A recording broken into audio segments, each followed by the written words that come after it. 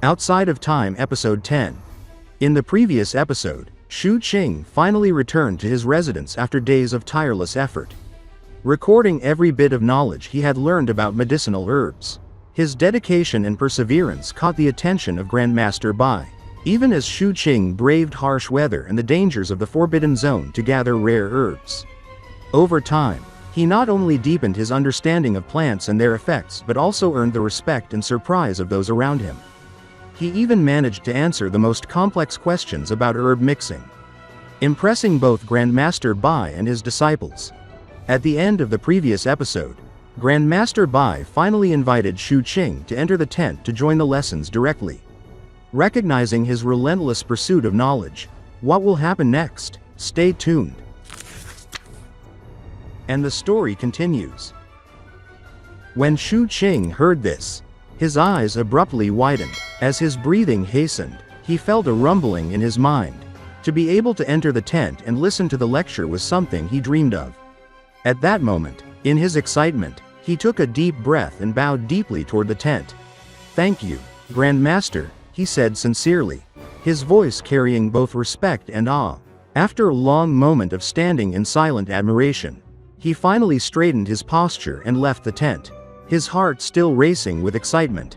Outside, he could faintly hear Grandmaster Bai's voice, sternly criticizing the young man and young woman who were sitting inside. But Xu Qing paid no attention. At that moment, nothing else mattered to him.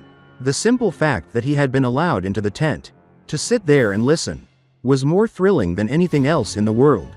When he returned to his modest residence, he immediately found Captain Lei and breathlessly recounted the event. Captain Lei's eyes widened in surprise at first, then softened into a warm, knowing smile as he studied Xu Qing's radiant expression. He did not need to ask why Xu Qing had been venturing into the Forbidden Zone so frequently in recent days.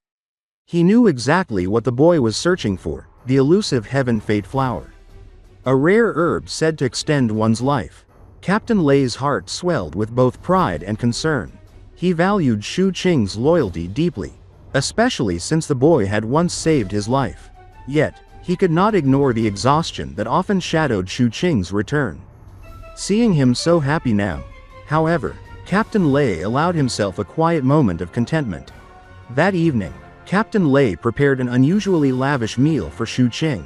As they ate together, he repeatedly reminded Xu Qing to always respect his teachers, particularly Grandmaster Bai, and to approach his studies with seriousness and humility. Xu Qing listened with full attention, memorizing every word and absorbing the guidance like a sponge. After finishing the meal, he returned to his room, but his excitement made sleep elusive. His mind raced with anticipation, imagining the knowledge and skills he would gain during the lessons in the tent. Unable to stop himself from thinking about personal gains and past experiences, Xu Qing recalled the very first time he and the other children had met their teacher in the slums.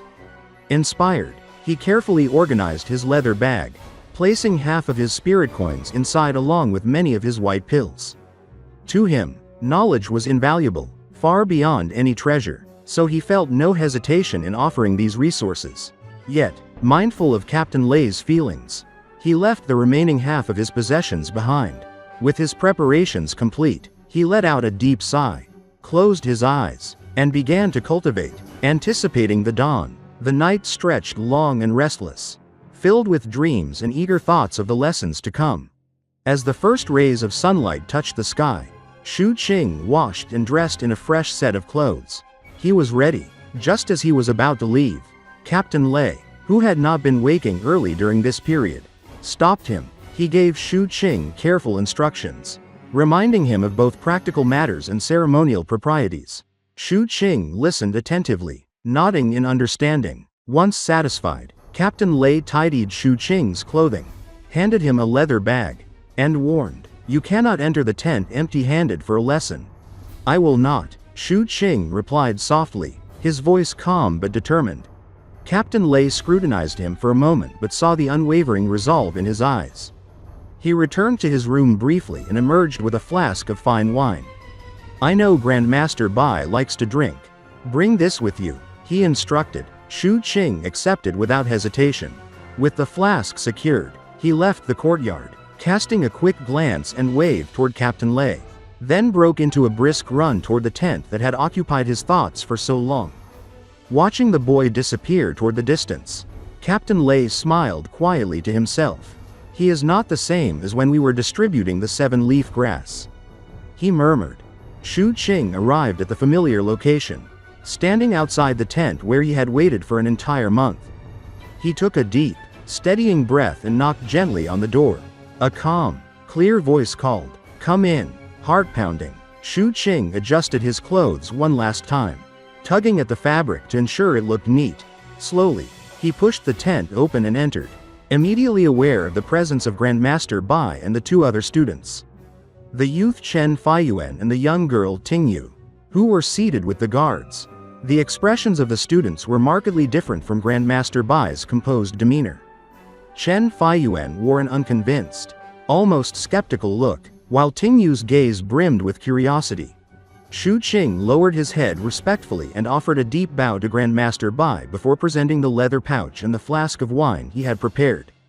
His actions mirrored those he had once performed in the slums, performed with quiet reverence and unwavering focus. Grandmaster Bai did not take the leather pouch but accepted the flask, drinking a mouthful in front of Xu Qing as if part of a ritual. Then, in a measured tone, he announced, "Class has begun." The first round of assessment followed. Tingyu and Chen Feiyuan demonstrated preparedness, answering questions with straightforward clarity, their confidence evident. They glanced at Xu Qing, waiting for his performance. Xu Qing, however, focused solely on Grandmaster Bai, carefully answering each question with precision and respect. Grandmaster Bai observed him, a faint hint of approval in his calm gaze, and began the formal lesson. For the next 10 days, Xu Qing immersed himself completely in these lessons. Unlike his peers, his dedication never wavered. Chen Feiyuan soon returned to his usual complacency, while Tingyu maintained her serious attitude, quietly measuring herself against Xu Qing. After lessons, the students sometimes conversed, though Xu Qing remained reserved, answering Tingyu's questions about camp life succinctly and avoiding unnecessary chatter. Chen Feiyuan's skepticism persisted, but Xu Qing remained unbothered, finding more fulfillment in his time in the Forbidden Zone than in social interactions. With a newfound understanding of medicinal herbs, Xu Qing explored the Forbidden Zone with growing confidence. Where once the foliage held no meaning, now he recognized valuable herbs and poisonous plants. He built a small house in a secluded canyon, transforming it into a makeshift laboratory. Using his unique ability to neutralize poison, he conducted bold experiments, eventually concocting a new venom by combining 8 poisonous herbs with snake venom. This deadly substance, which he named corpse destruction powder, had the terrifying effect of reducing corpses to blood within 5 breaths, though it affected living creatures much more slowly. Though the young medicinal herbs were scarce, Xu Qing managed to create semi-finished medicinal liquids using the yin-yang extreme art. Some mixed with 7-leaf grass to suppress anomalies. Yet even with his careful formulations, Captain Lei's frail condition remained visibly unchanged, proving Grandmaster Bai's words true. Without the Heaven Fate flower, nothing else could fully restore life or vitality. During one meal, Captain Lei hesitated but eventually voiced his concern, suggesting that Xu Qing's future extended far beyond the scavenger campsite.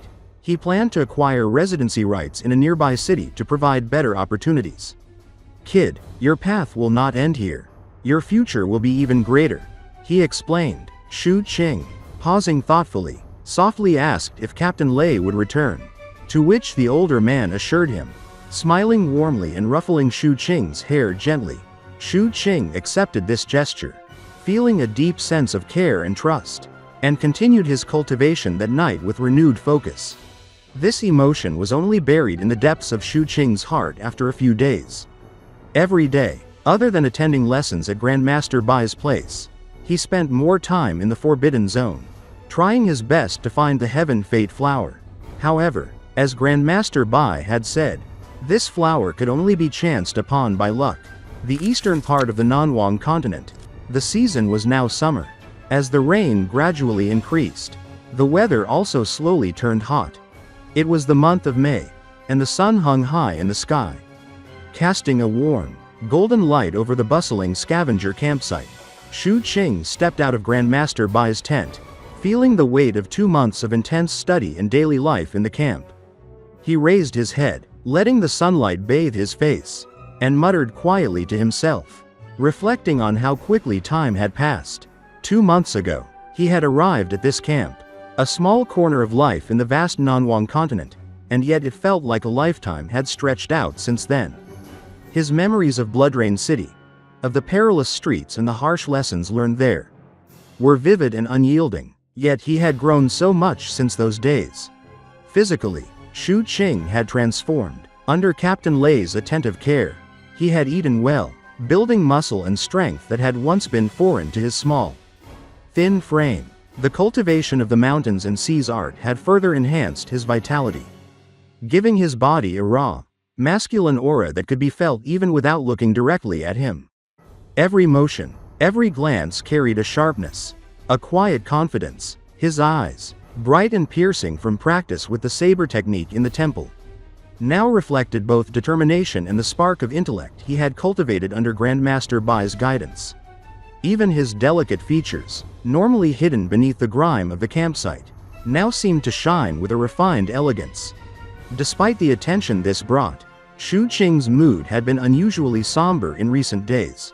The failure to locate the Heaven Fate flower weighed heavily on him, and Captain Lei's weakening health only deepened his concern.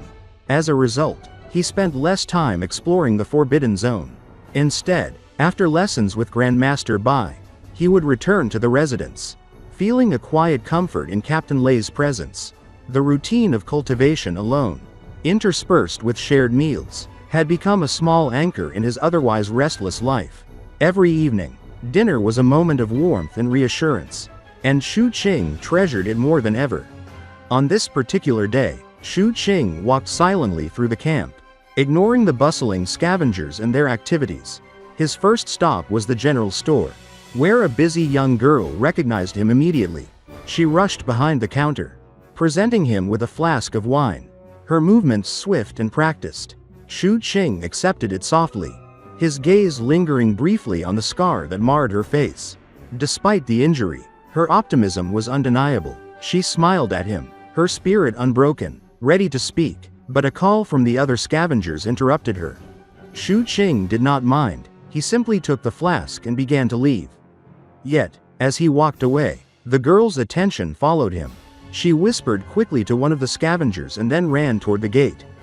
Catching up just as Xu Qing was about to step away, she called out, "Brother kid," and when he stopped, she reached him with a small, open hand holding a piece of candy. "I don't know why you've been so gloomy lately," she said, breathless, "but whenever I feel sad, my mother gives me candy, and it makes me happy. This is my last piece.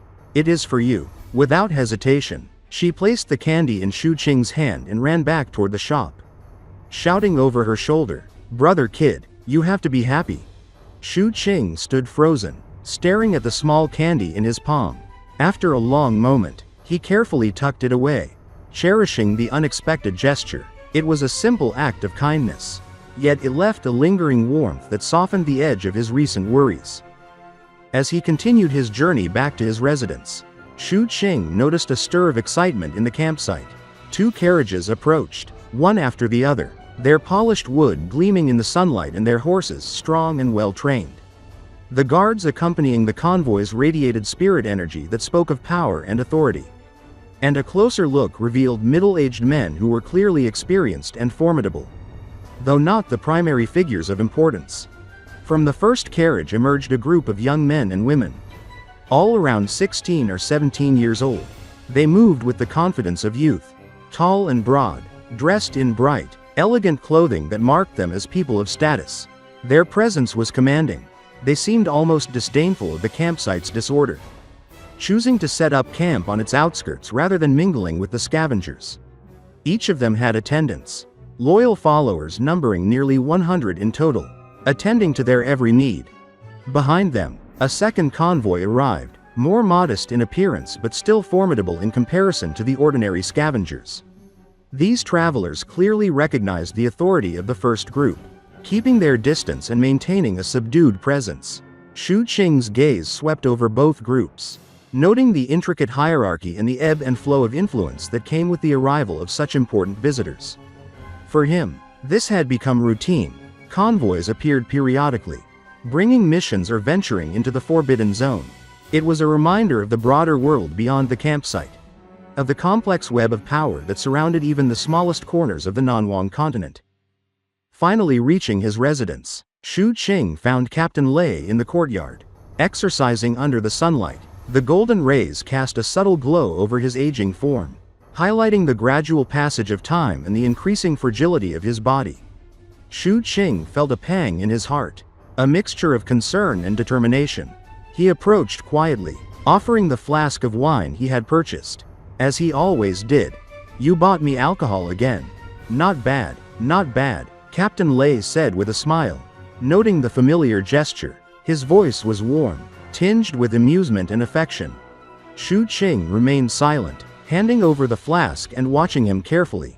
Captain Lei gave him a nod of approval before shifting his stance, raising his hands behind his back, and declaring with a calm but decisive tone, "All right, go and clean up the kitchen. I'll go out for a stroll and buy some ingredients back," Captain Lei said and left with his hands behind his back. This was the agreement he had made with Xu Qing. He had to buy the ingredients. Xu Qing didn't refuse, but he paid even more rent. It was as though this was how he got along with Captain Lei. On this day, Captain Lei returned earlier than usual. Xu Qing had just finished cleaning the kitchen, his hands still damp from washing. When Captain Lei appeared carrying fresh meat, the older man smiled warmly at him, moving with a quiet efficiency as he began preparing the evening meal. Xu Qing took his usual place at the side, observing, yet something felt subtly different. The rhythm of Captain Lei's movements, the early preparation of dishes, hinted that today's dinner might not follow the usual routine. The thought stirred unease in Xu Qing's heart. He wanted to speak, to ask about the change, but found himself hesitating. Words lingered at the edge of his lips, then vanished, leaving him silent. Captain Lei chatted as he worked, filling the kitchen with the sound of his familiar, easy conversation. Time passed quickly, and before dusk even arrived, the meal was ready. Plates were arranged neatly on the table, steam rising from the food, and the aroma filled the room. Captain Lei looked at Xu Qing and patted his head gently.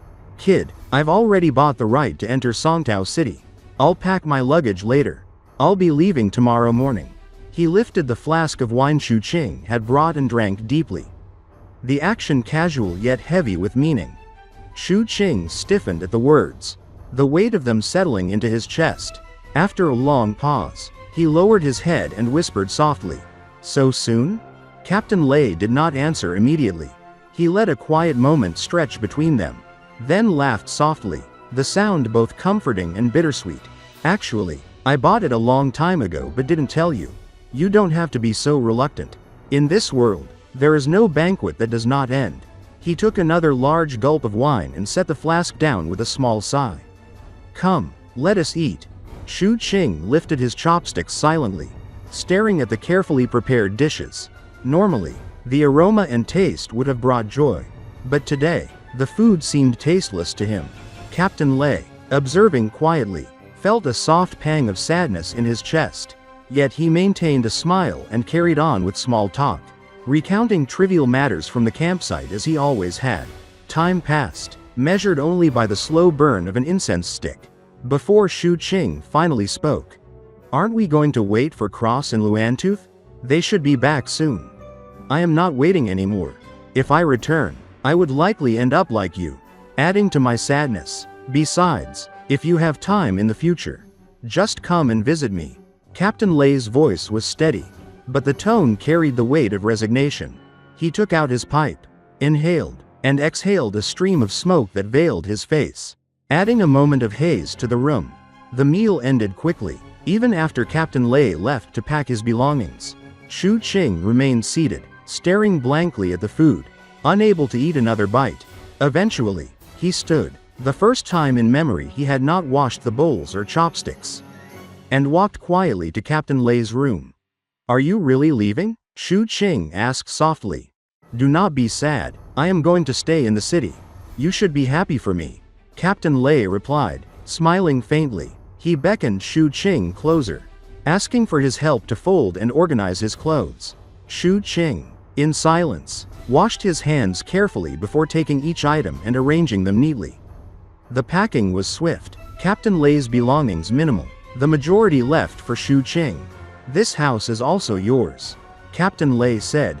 I'll pay the rent, Xu Qing answered sincerely. Captain Lei's lips curved into a quiet smile, but he let the topic go, instead pulling Xu Qing down beside him. As the night deepened, he spoke of the scavengers' characters, emphasizing the camp leader's dangerous background. The camp leader is not a simple man. His roots are with the Diamond Sect, he explained. The Diamond Sect is the strongest faction in this region, with dozens of cities and camps under their control. Their ancestor was a Foundation establishment expert. You must always remain vigilant. By now, the sky outside had grown dark, and Xu Qing noticed the fatigue etched into Captain Lei's features. Respectfully, he stood silently, unwilling to disturb the older man further. Captain Lei's sigh was soft, almost imperceptible, as he watched the boy. And for the first time that night, Xu Qing did not begin his usual cultivation. Instead, he gazed blankly at the night sky, the stillness of the stars reflecting the heaviness in his heart, until the first pale rays of dawn appeared.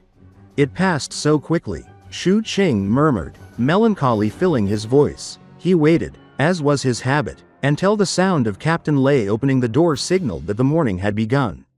Slowly, he stepped outside. The sunlight spilled across the courtyard, illuminating both young and old, marking the quiet moment of departure. Kid, I'm leaving, Captain Lei said after a long pause, a faint smile on his face. I'll send you off, Xu Qing replied instinctively. No need, hurry to class. I'll send you off. I'll send you off, Xu Qing repeated firmly. Captain Lei studied him, then slowly, helplessly, nodded, and so, in the quiet of early morning, the two set off together, one young, one old, while the rest of the campsite still slept. Passing Grandmaster Bai's tent, Xu Qing hurried over, finding only Tingyu there, her medical books strapped to her back. I'll have to trouble you to help me apply for a day off, he said quickly, bowing before leaving. Tingyu watched him and Captain Lei move away, the sunlight illuminating their figures, stretching shadows across the ground as they disappeared into the distance. Xu Qing carried Captain Lei's baggage silently on his back. The older man, mixed with emotion, spoke briefly about the campsite but fell silent after a few sentences. The youth and the elder moved through the wilderness, following the path they had taken before, back to the place where they had once rested together. Xu Qing led in front, cautious and steady, while Captain Lei followed, strong yet nearing the twilight of his life. The landscape unfolded around them as he carried Captain Lei, listening to his gentle, fragmented instructions. To care for the scavengers, feed the dogs, eat warm meals, and take care of himself. Eventually, Captain Lei fell into a deep sleep, his frail body completely reliant on Xu Qing's careful steps. The boy adjusted his pace, avoiding sudden movements, bypassing obstacles in the darkened terrain, until dusk painted long shadows across the land. A city appeared before them, the distant walls rising like a promise on the horizon. Captain Lei awoke, softly acknowledging the sight. We're here, he whispered. Xu Qing gently lowered him to the ground and handed over the baggage. Captain Lei smiled, ruffled Xu Qing's hair, and gave him precise instructions on visiting in the future, providing his address in the southern part of the city, on Shuiqing Road, number 3. Captain Lei passed through the city gate, casting one final glance at Xu Qing before disappearing into the bustling streets. Xu Qing stood frozen, watching him vanish, his heart heavy with a sense of emptiness. He waited long after dusk fell, the city gate closing, the loneliness settling over him like a thick blanket. As night fell, his lonely figure was gradually covered. He walked toward the wilderness alone, toward the basin alone, and toward the mountains alone. Further and further, in the mountain forest at night, wolf howls echoed. However, This sound only appeared for a moment before gradually dissipating. It was as though an existence even more ferocious than them was walking over alone.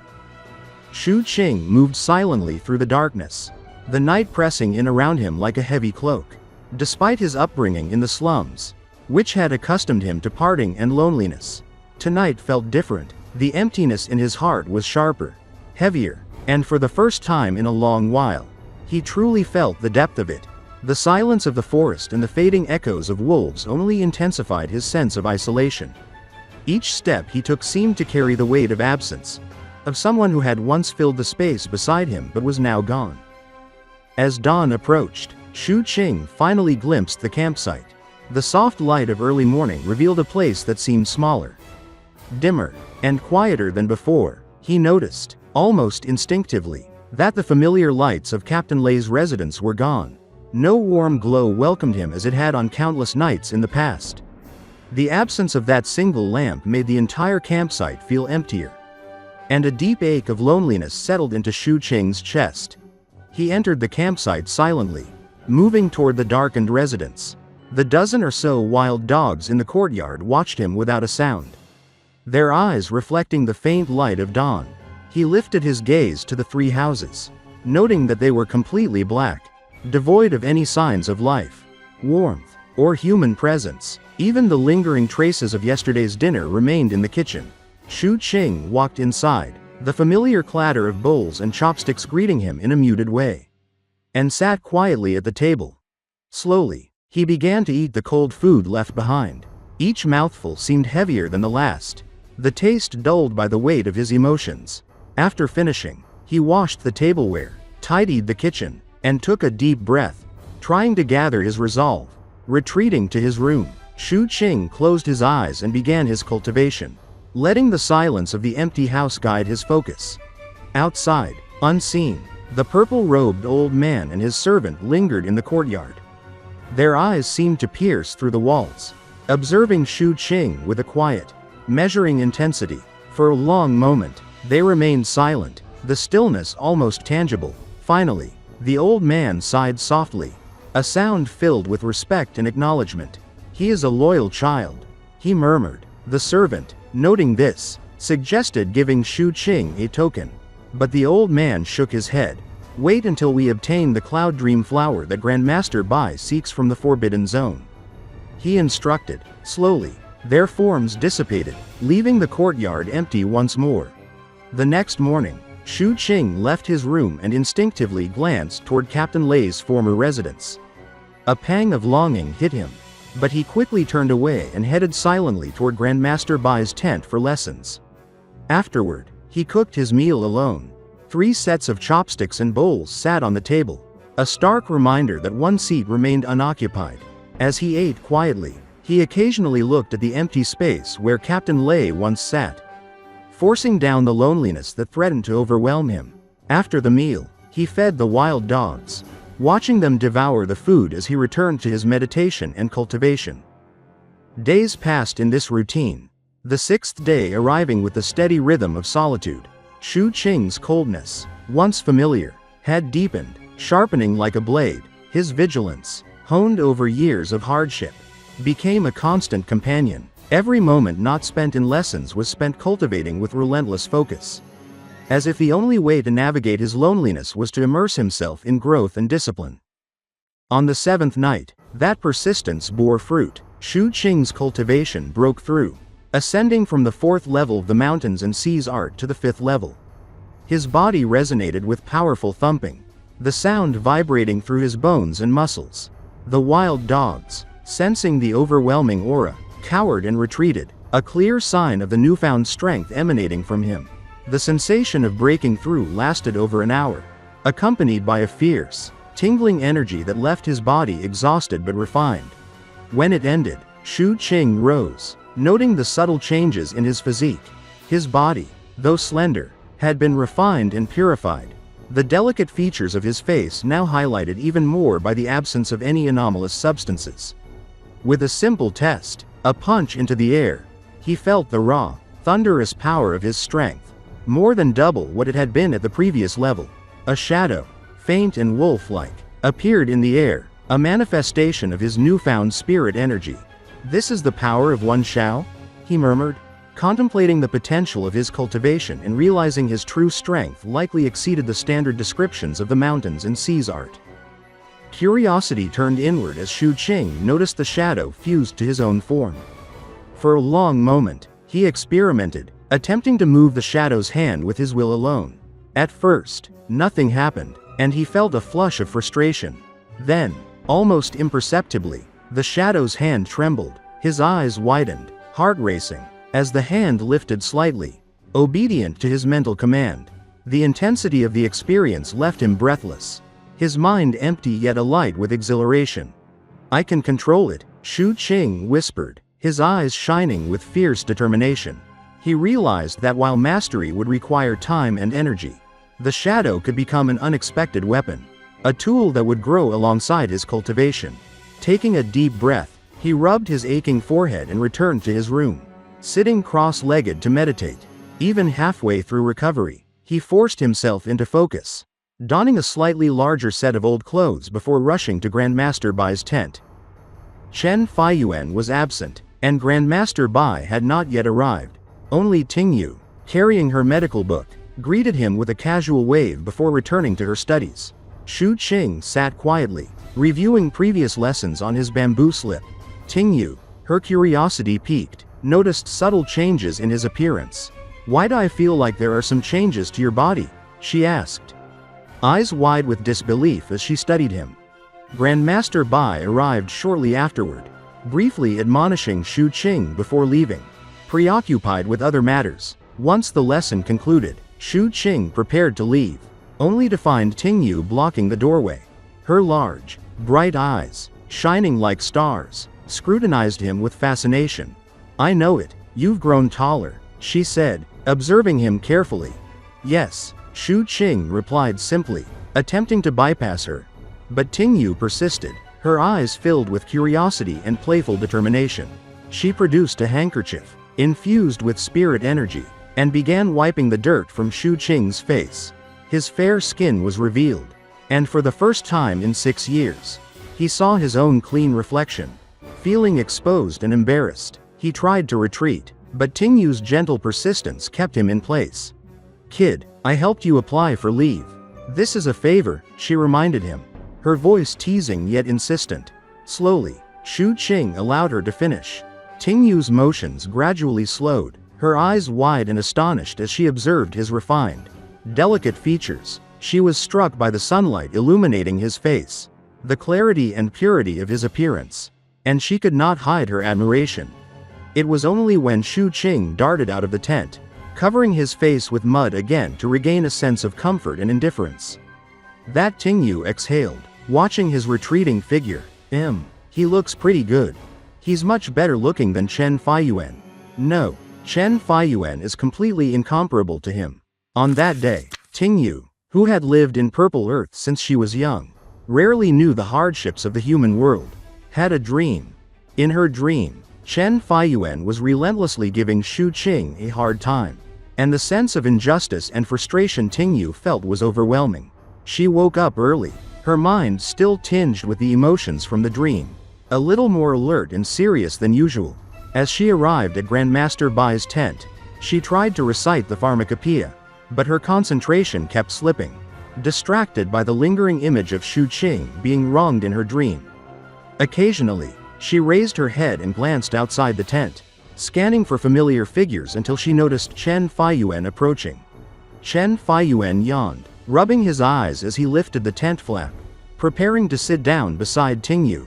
But she immediately shifted the futon, directing him to sit elsewhere. Chen Feiyuan was confused. "What are you doing?" he asked, astonished. Tingyu's almond-shaped eyes glimmered with authority. "Sit there," she said firmly, pointing to the seat that Xu Qing usually occupied. Chen Feiyuan's face darkened, frustration rising. "Why?" he demanded. Tingyu's response was swift and sharp. "Based on the fact that you do not work hard in your studies. Based on the fact that you have been taking leave frequently during this period. I am annoyed by you sitting here. Is that enough?" Chen Feiyuan muttered to himself, defeated by her unexpected assertiveness. and gloomily sat in Xu Qing's former spot. Tingyu's glare remained fixed, warning him not to speak further. Just then, Xu Qing entered the tent, prompting Tingyu's face to lighten with a small smile. She patted the seat originally belonging to Chen Feiyuan and gestured to him. "Junior brother, sit here," she said gently, her tone carrying warmth and welcome. Xu Qing paused, hesitant, glancing at Chen Feiyuan, who was still seated dazedly.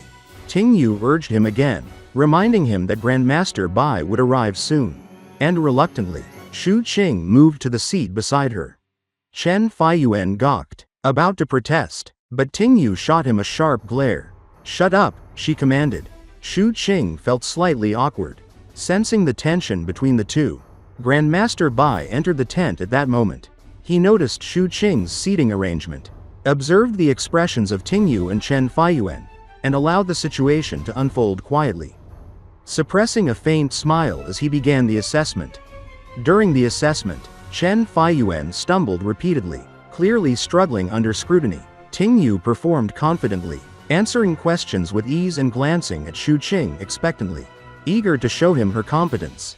Xu Qing, in turn, answered flawlessly, occasionally posing his own questions, further highlighting Chen Feiyuan's deficiencies. The process left Chen Feiyuan feeling frustrated and humiliated.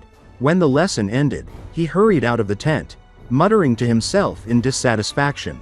Xu Qing, meanwhile, felt slightly uncomfortable sitting in that place but maintained his composure, bowing politely to Grandmaster Bai before leaving. As he was about to depart, Tingyu called out, noticing the dirt on his face. She produced her handkerchief, intending to wipe him clean. But Xu Qing, uncomfortable with the attention, quickly dodged and left the tent. Tingyu pouted slightly, turning to Grandmaster Bai, who had been observing the interaction. "Teacher, why is this kid so dirty every day?" "I am trying to help," she asked. Grandmaster Bai chuckled, patting her head. "For those who grow up in hardship and danger, attracting attention is not a wise choice," he said kindly. Tingyu reflected on this, nodding thoughtfully. Xu Qing, though he did not hear the explanation, understood the principle instinctively. He had grown up in the slums, learning that blending into the surroundings and remaining inconspicuous was the key to survival. Later that day, Xu Qing prepared to enter the Forbidden Zone again. Following his usual method of camouflage, he collected rotting leaves from the jungle, crushed them, and smeared them on his body.